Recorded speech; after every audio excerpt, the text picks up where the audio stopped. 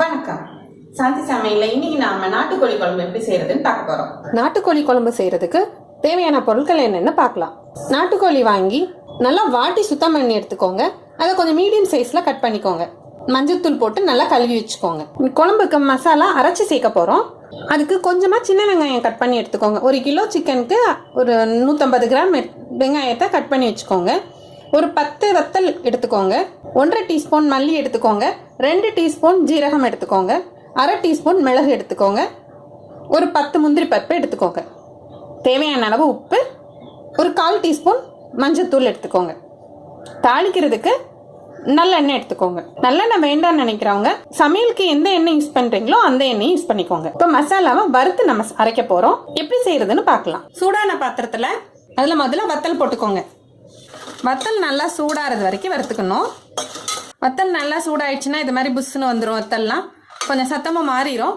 இப்போ மல்லி போட்டுக்கோங்க. அப்புறமா ஜீரகம் போட்டுக்கோங்க. மிளகையும் போட்டுக்கோங்க.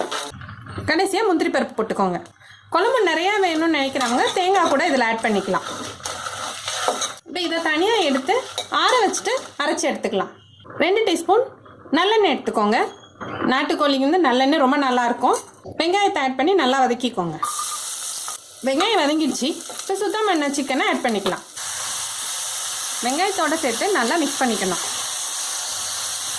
சிக்கனை கொஞ்சம் நேரம் வதக்கினாப்போ சிக்கன் கொஞ்சம் தண்ணி விட்டுட்டு வரும். பாருங்கள், நிறையா தண்ணி இருக்குது. இந்த தண்ணியிலேயே அந்த கறியை கொஞ்சம் நேரம் வேக விடணும். அடுப்பை குறைச்சி வச்சுருங்க. கறியில் கொஞ்சமாக மஞ்சள்தூள் சேர்த்துக்கோங்க. மூடி வச்சுருங்க. ஒரு 5 நிமிஷம் கழித்து திறந்து பார்க்கலாம். 5 நிமிஷம் ஆயிடுச்சு. திறந்து பார்க்கலாம். தண்ணி வற்றிடுச்சு. இதோட வறுத்து அரைச்சி வச்சுருக்கிற மசாலாவை ஆட் பண்ணிக்கலாம். கொஞ்சம் தண்ணி சேர்த்துக்கோங்க. நாட்டுக்கோழிங்கிறது பூச்சியெல்லாம் எடுத்து சாப்பிடும். அதனால காரத்துக்கு நம்ம சேர்க்குறப்போ வத்தல் சேர்க்கறதுக்கு பதிலாக கொஞ்சம் எக்ஸ்ட்ராவாக மிளகு சேர்த்துக்கோங்க. தேவையான அளவு உப்பு போட்டுக்கோங்க. நாட்டுக்கோழி வேகிறதுக்கு கொஞ்சம் டைம் ஆகும்.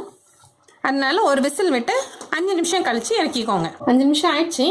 திறந்து பார்க்கலாம். நல்லா கறி வெந்திருக்கு. நல்லா வாசமாகவும் இருக்குது. உப்பு காரம் பார்த்துக்கோங்க. குழம்பு அதிகமாக வேணும்னா தேங்காய் பால் சேர்த்து கொதிக்க வச்சுக்கோங்க. இது சாதம் கூட, இட்லி தோசை கூட, இடியாப்பம் கூட ரொம்ப நல்லாயிருக்கும். மிளகு ஜீரகம் போட்டு நாட்டுக்கோழி குழம்பு ரெடியாக இருக்குது. சமைச்சு சாப்பிட்டு பார்த்துட்டு எனக்கு கமெண்ட் பண்ணுங்கள். இந்த வீடியோ உங்களுக்கு பிடிச்சிருந்ததுன்னா லைக் பண்ணுங்க, ஷேர் பண்ணுங்க, சப்ஸ்கிரைப் பண்ணுங்க.